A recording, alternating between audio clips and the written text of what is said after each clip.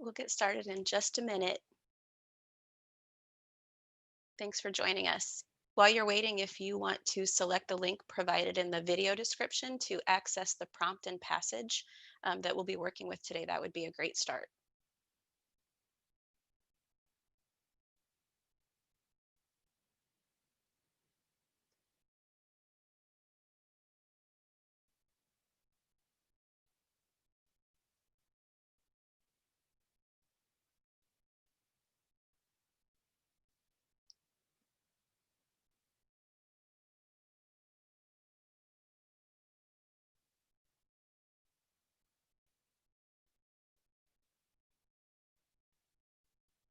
We're going to give it just another minute. We'll be right with you. While you're waiting, if you want to check the link in the video description and pull up the prompt and passage that we'll work with today, that would be great.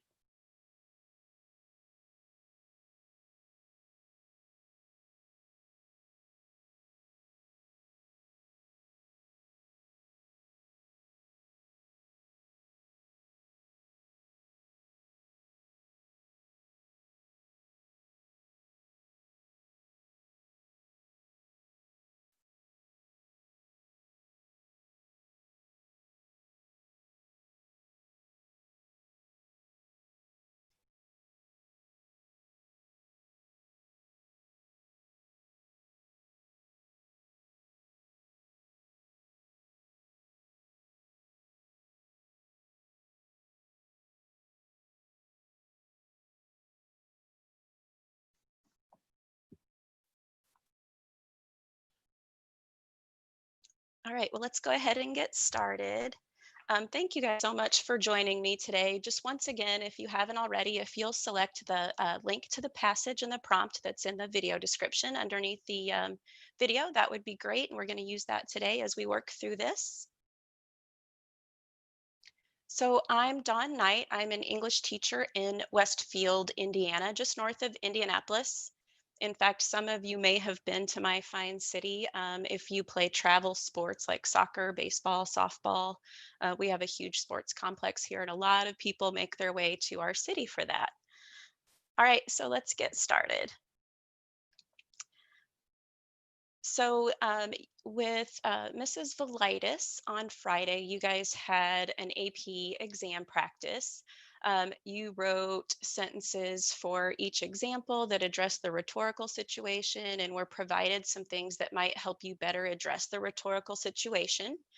Um, you didn't have to include everything or in the specific order that she gave, and that tips, if you look at the top of the screen there, stating your example, explaining it, analyzing for writer, analyzing for audience, and describing why it's persuasive.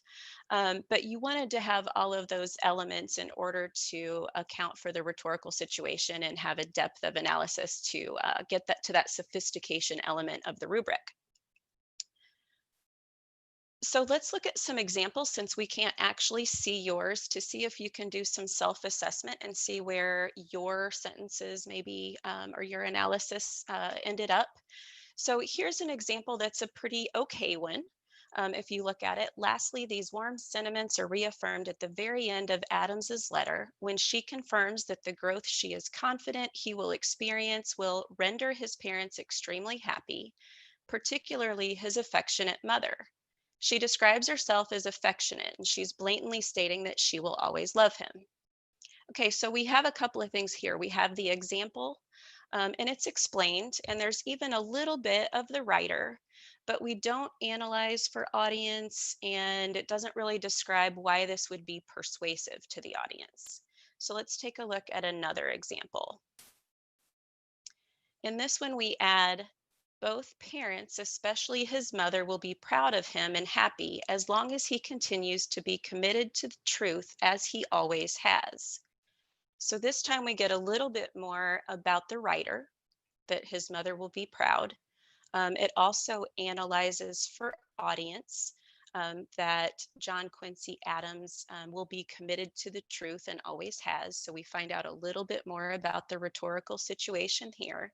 And for those of you who weren't able to catch the last lesson, don't worry, we'll be done with this warm up in just a minute, but it'll kind of give you some warm up for today as far as looking at rhetorical situation anyway. So you'll be fine. So don't worry if you're not sure, if you hadn't had this part done from the last lesson.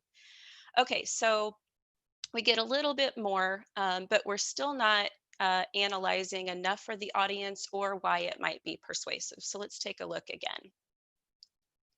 All right, we add another sentence or two here, and let's read the full thing this time.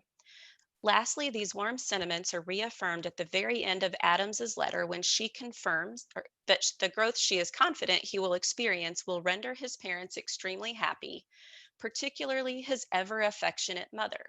She describes herself as affectionate. She's blatantly stating that she will always love him. Both parents, especially his mother, will be proud of him and happy as long as he continues to be committed to truth as he always has. While being mindful of her son's fears and insecurities, Adams reminds him of their love for him. Ending with this positive note is incredibly persuasive to someone struggling. It highlights the support he has from his parents and motivates him to stay on the right path. Okay, so here we hit all four of those things. We've looked at the writer, we've looked at the audience, we have examples, and we describe why this would be persuasive to John Quincy Adams. So your paragraph may not look exactly like this one, but which of those elements do you have and which do you need to improve on?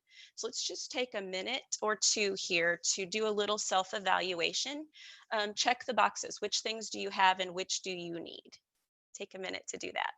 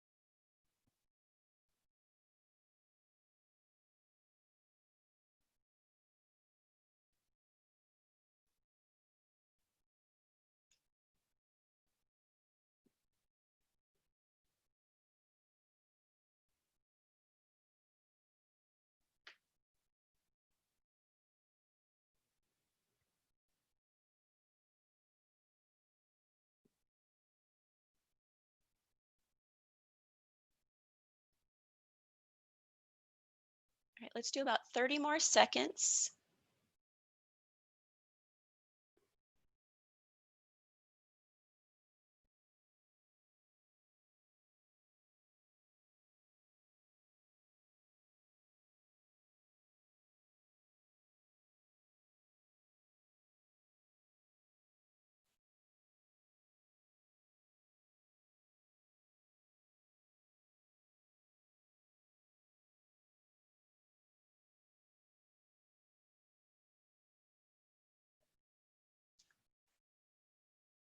Okay, so let's move on to today's lesson, shall we?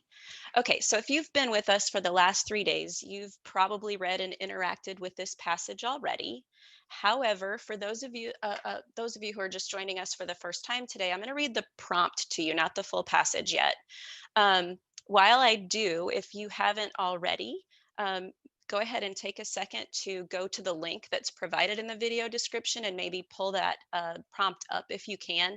I'll also have sections of it on the screen for you. So if you can't access it or don't have a printer or don't want to pull it up, you will have it. It would just be really nice for you to be able to interact with the prompt itself if you can.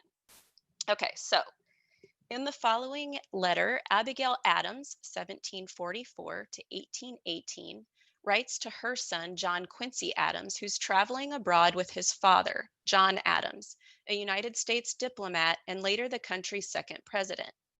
Read the letter carefully. Write an essay that analyzes the rhetorical choices Adams makes to convey her argument about the value of experience. And then notice it's written January 12th, 1780.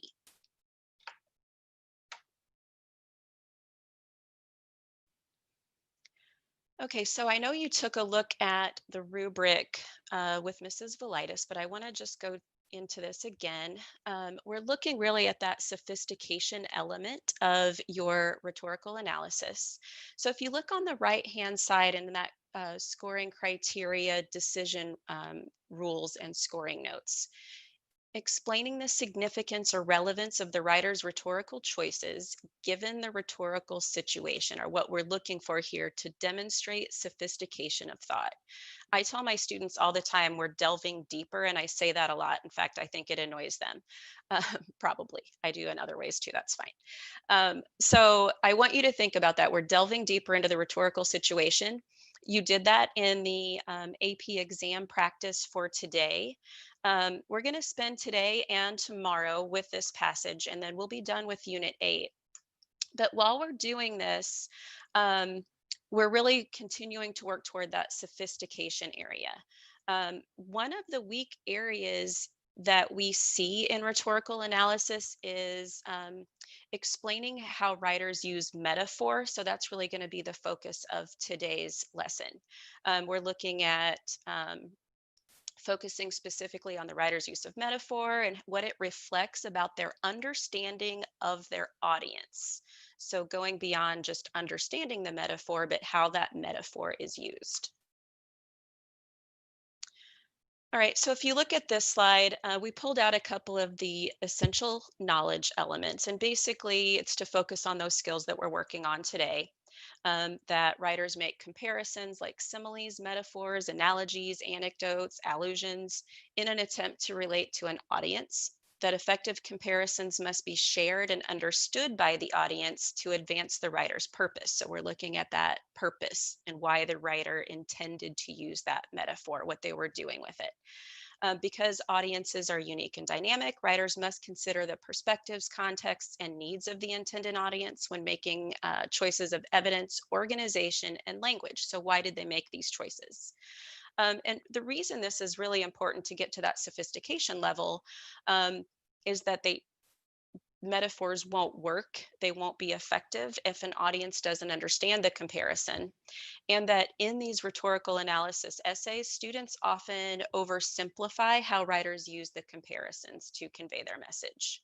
Sometimes there are sweeping generalizations that are used, or they might accurately explain what the metaphor means, but not actually how it relates to the audience. In fact, the 2014 performance Q&A over this particular prompt, the reader said less successful students sometimes attempted a literary analysis of the passage, focusing on repetitions, metaphors, and allusions without recognizing the rhetorical purposes behind those structures. This was especially true of the discussion of Adam's use of the river metaphor. Some students wrote perfectly sound interpretations of what the metaphor meant, yet failed to explain the effect the metaphor might have had on John Quincy Adams, Abigail's audience, and the object of her attempted persuasion. Other students who had a general grasp of Adams' rhetorical strategies in the letter turned to a mere listing or description of these strategies without connecting to purpose. So again, we're connecting it back to that rhetorical situation.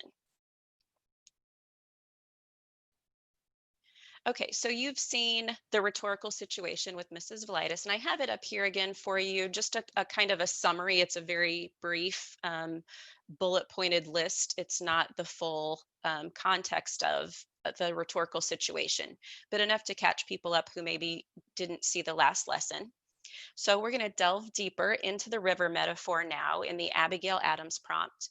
But as we do, I want you to be thinking about how that metaphor relates to the rhetorical situation, particularly regarding what the writer, Abigail Adams, knows about her audience, her son, John Quincy Adams.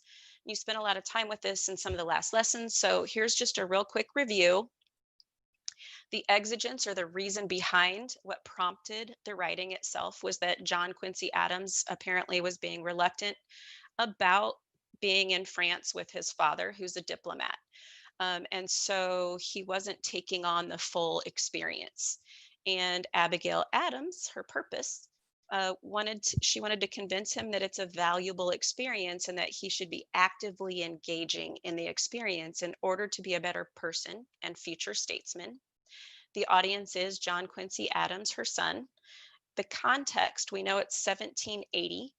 And in the passage, she mentions that her son's been eyewitness to these calamities, that they've defended their liberties.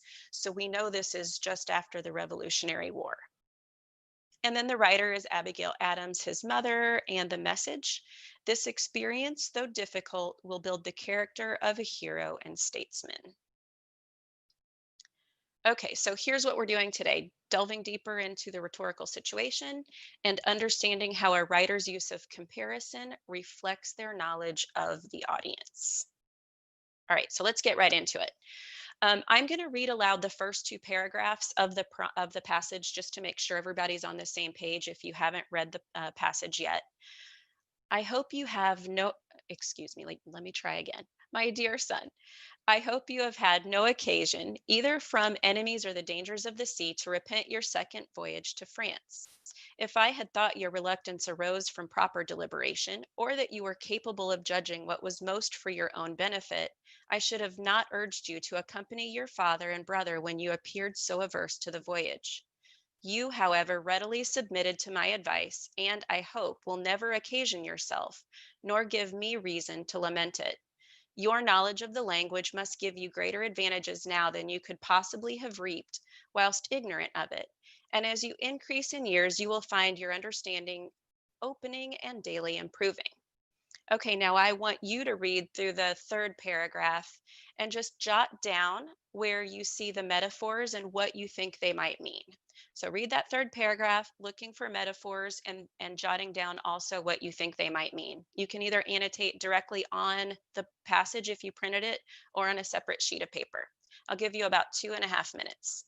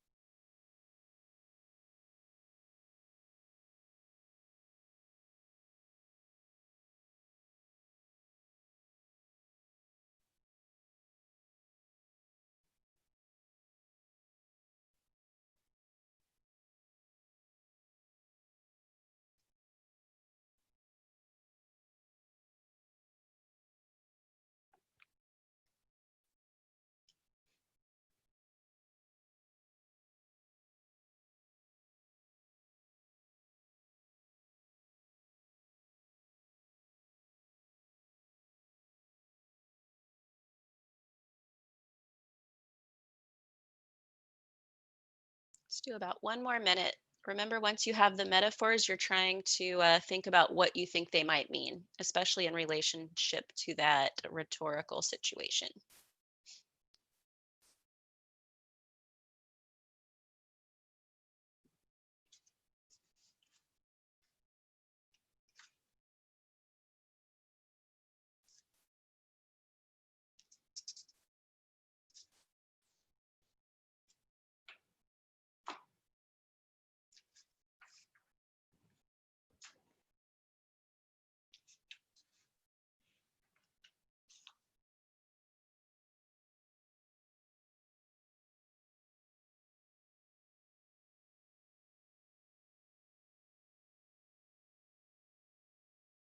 We have about 30 seconds.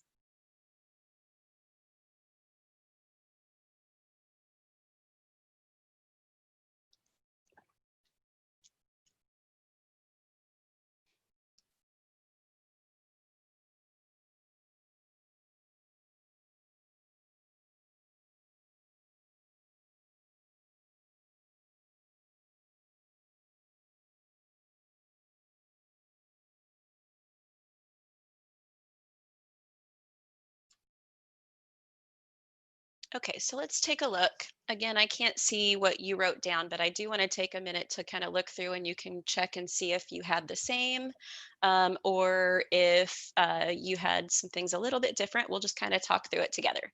So, in the lesson overview, we discussed how students sometimes oversimplify, sometimes accurately interpreting metaphors, but failing to explain the effect the metaphor would have on the audience. So let's see if we can break it down further and add to the rhetorical situation as we go.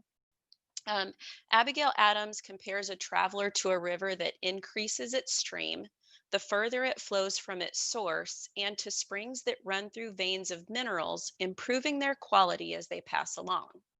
So, how do these relate to her purpose to convince her son that it's a valuable experience to engage in being abroad in France? How does it reflect her knowledge of her audience, her son? So, first, let's look at the metaphors themselves. The river metaphor indicates that the traveler, like the river, will grow far the farther away it is from its source or from home, right? If the traveler is her son and the farther away he is from home, he grows. Um, and the traveler, like the spring, will pick up these important qualities as it goes through that journey and picks up those minerals. But that's not enough. Remember, we discussed that in the rhetorical analysis essays, students often oversimplify how writers use comparisons to convey message. So that's when we start getting to that sophistication, when we delve deeper into the how and the why. So, aside from explaining what the metaphor means, we also need to discuss how Abigail Adams uses metaphor to convince her son of her message, that the experience of moving away from his source and passing along those minerals will build the character of a hero and statesman. To do this, she uses her knowledge of her audience to appeal to him. Appeals are important to understand when we're looking at the effectiveness of arguments. It's not about plopping terms in, but about understanding how rhetorical choices impact the audience. So let's take a real quick look at the appeals. If you look at the bottom of the screen there, ethos just means that a writer is appealing to the shared beliefs or values of the audience. Ethos or pathos is that they're appealing to emotion, and logos is just appealing to one's logic. So common sense, what makes sense. So in order to appeal to an audience, a writer must know something about the audience. You can't appeal to shared beliefs without knowing what those beliefs are, or appeal to emotions if you don't know what emotional connections an audience has. That's why the rhetorical situation is so important. So after the metaphor, Abigail tells her son, "It will be expected of you, my son, that as you're favored with superior advantages, your improvement should bear some proportion to your advantages." So, although she has no idea yet that he's a future president, there are some expectations about his future role as a statesman. Here, she's appealing to a sense of logic, in that to be able to do that, he must have experiences that prepare him for the challenges of that role. There's also some appeal to guilt here, as trust me, all mothers are really good at doing. Mine did it to me, and I do it to my kids all the time. Um, but he's been given advantages others haven't, she tells him, and that he shouldn't take those for granted. So there's some appeal to emotion there too, some guilt. But also, let's look at the context. It's 1780. They very recently fought the tyranny of British rule to defend liberties, and John Quincy's father is one of the diplomats of this very new country. They share the value of patriotism, but also of duty. It's his duty to prepare himself to be a statesman and to defend tyranny, to live up to his station. In order to do that, he must grow as a person. Because she understands her audience, these metaphors are probably effective in conveying her message that he needs to be an active participant in his trip to France. Okay, so it goes just beyond the a traveler is like a river. All right, so let's take a look at another paragraph, paragraph 4. I want you to read through this paragraph. This time you're looking for allusion, historical allusion, so a reference to something from history. And I want you to jot down the historical allusion, but also what you think it means. So I'm going to give you about 3 minutes or so to do that since you're going to read the passage, look for the allusion. Even if you don't know the historical reference itself, hopefully from context, you'll be able to kind of figure out what it means. So I'll give you a little time to do that.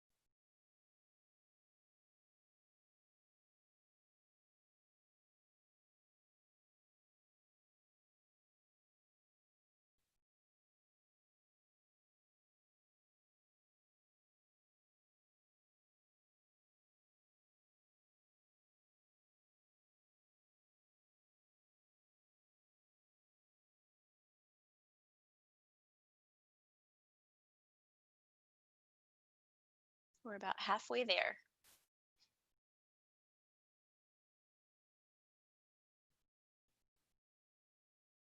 Thinking about what the historical allusion might mean in relationship to the rhetorical situation, in relation to the, I keep saying relationship, in relation to the rhetorical situation.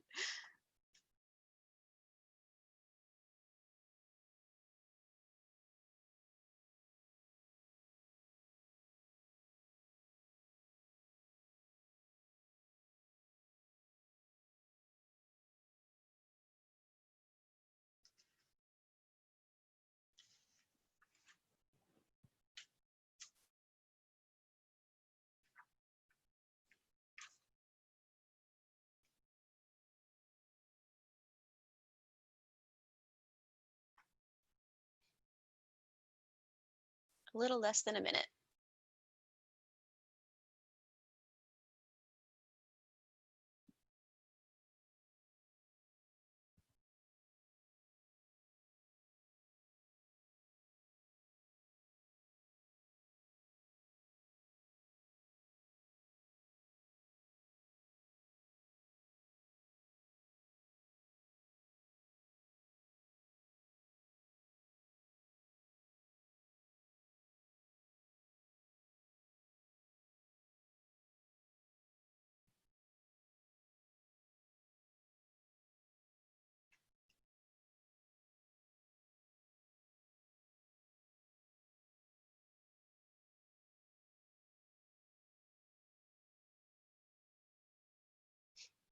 Okay, so let's take a look.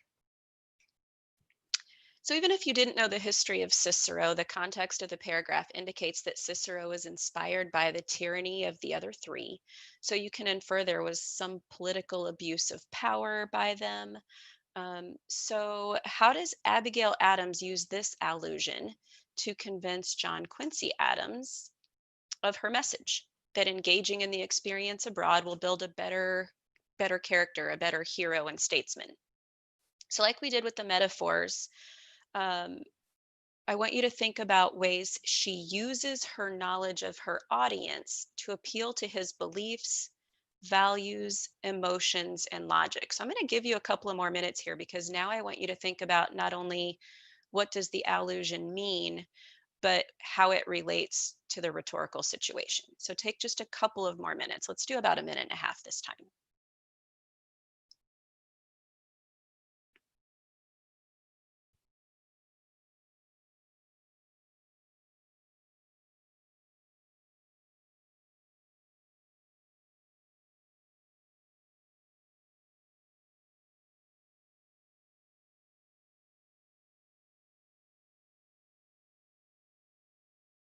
You can also be thinking about how that would appeal to her audience then. So, how would those things persuade him? How does what she knows about him help persuade him of her message?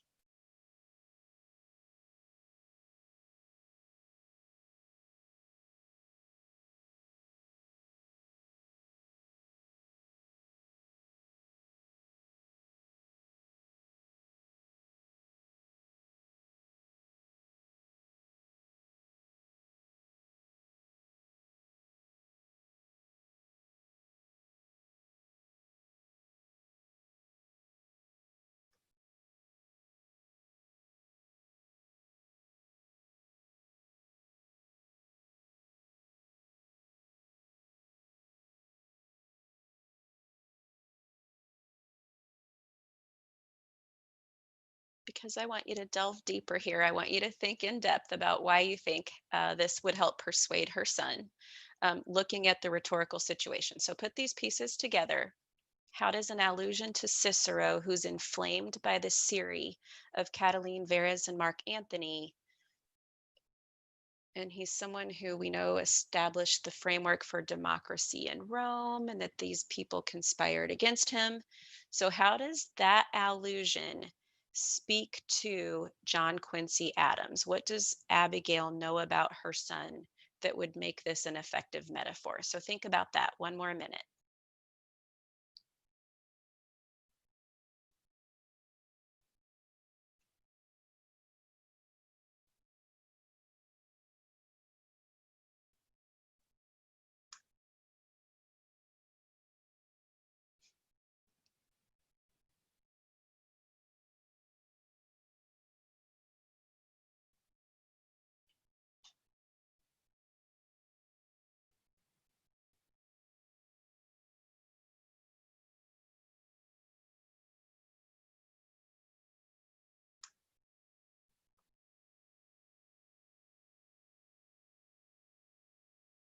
About 20 seconds.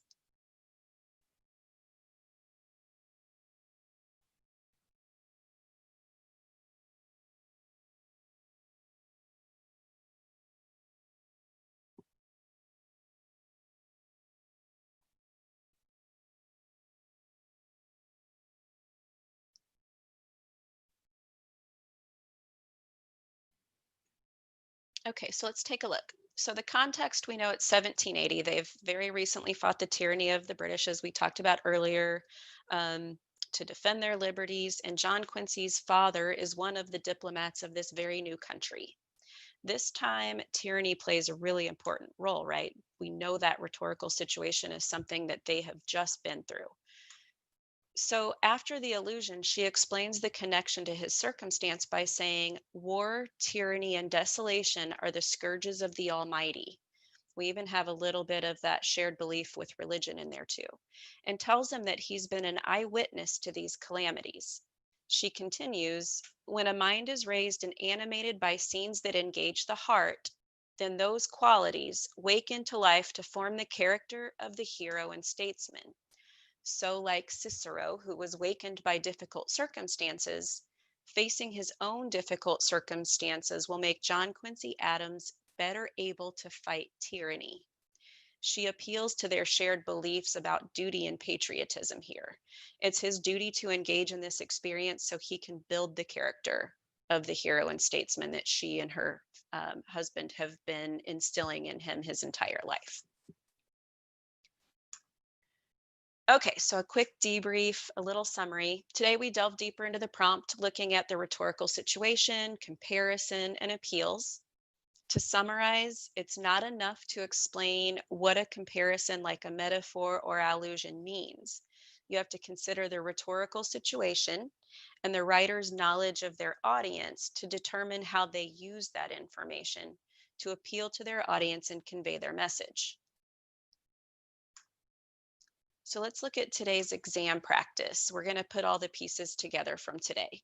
So again, if you remember what the prompt was, you're writing an essay that analyzes the rhetorical choices Adams makes to convey her argument about the value of experience. We're not writing the full essay, but I do want you to write one paragraph focusing on comparison. So your exam practice is to write one paragraph analyzing how Abigail Adams uses comparison to appeal to her son, conveying her argument about the value of experiencing the challenges of travel abroad. Use both the river metaphor and the Cicero allusion as specific evidence. Don't forget to analyze how her knowledge of her audience helps her convey her message. Remember to consider the rhetorical situation in your analysis. What does the writer, Abigail Adams, know about her audience, her son, John Quincy Adams, and how does that play a role in the effectiveness of the comparison? Okay, so try to put all of those pieces together. I'll leave this up for just 1 second. You have access to this as well, is a PDF that's in the links in the video description. So if you didn't get all of that all at once there, you can get to the link. Okay, that's it. Thanks for watching. You guys, it's been so great to be with you today. I so miss being in my own classroom. I miss the energy and the laughter of school. I feel like teenagers always bring so much energy to my world, and I miss you guys. So it's been really great to be here with you today. I hope you're all staying safe and staying active and taking care of yourselves. Thank you. Bye.